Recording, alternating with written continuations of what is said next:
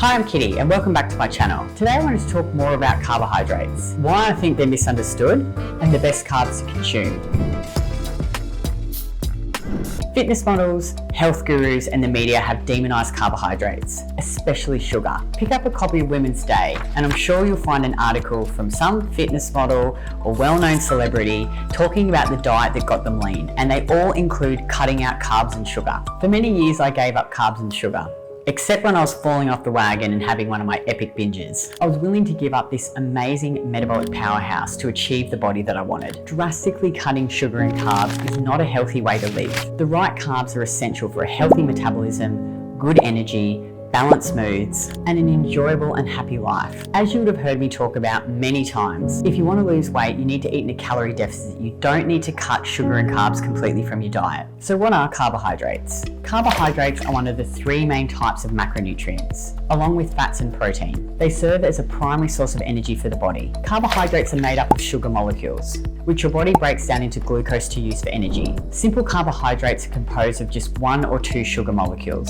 They're the quickest source of energy as they are quickly digested and rapidly absorbed by the body. Examples of simple carbohydrates include glucose, often found in sports drinks, fructose, which is naturally occurring in fruit, sucrose, which is your common table sugar, and lactose, which is the sugar found in milk. Foods with simple carbohydrates include fruit, orange juice, milk and milk products, white table sugar, honey, maple syrup, and root vegetables. Complex carbohydrates, known as polysaccharides, have 3 or more glucose molecules joined together. They're found in foods like starchy vegetables, legumes, whole grains, leafy greens, and kale, etc. All carbs apart from cellulose get broken down into glucose. I'm just going to do a quick recap of why glucose is so important before I dive into the best types of carbohydrates. Glucose is your cell's primary and preferred fuel source. Your liver requires it for detoxification and the conversion of thyroid hormone. Glucose is needed for muscle energy, especially when weight training. If you don't have enough stored glycogen, your body will make glucose from your muscle tissues,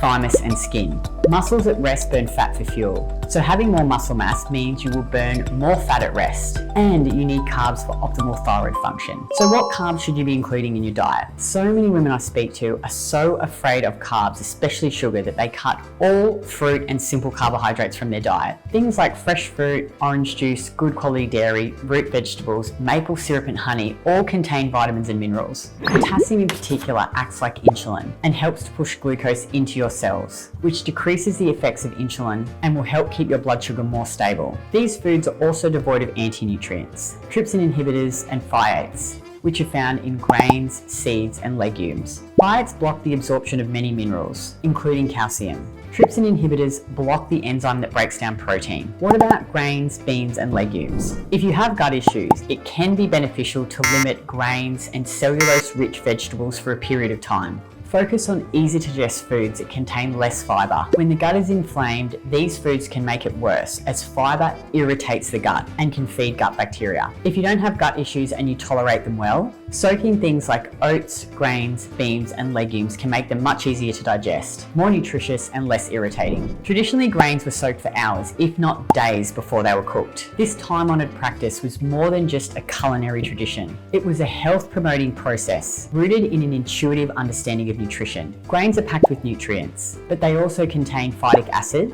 a natural compound that binds with minerals like calcium, iron, magnesium and zinc in the digestive tract, reducing their absorption. This so-called anti-nutrient effect can lead to mineral deficiencies over time, particularly in diets heavily reliant on grains. Soaking grains is an effective way to reduce the phytic acid. The process initiates enzymatic activity and fermentation, which helps break down phytic acid, freeing up essential minerals for absorption. In addition to reducing phytic acid, soaking grains can also help to break down complex sugars in grains, making them easier to digest. The process partially breaks down gluten, a protein found in wheat and other grains, which can be problematic for many people. Soaking grains may therefore improve digestion and potentially alleviate some symptoms associated with gluten sensitivity. So what about bread? Again, if you tolerate bread well, eat it. But I always check the ingredients on commercial breads because often they contain a lot of nasties and vegetable oils. One of my favourite breads is sourdough, not only because it tastes great,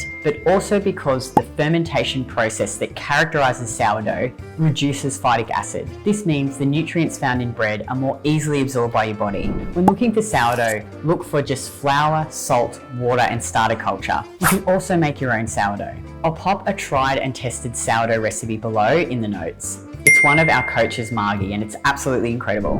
One final note, always remember that carbs shouldn't be eaten alone.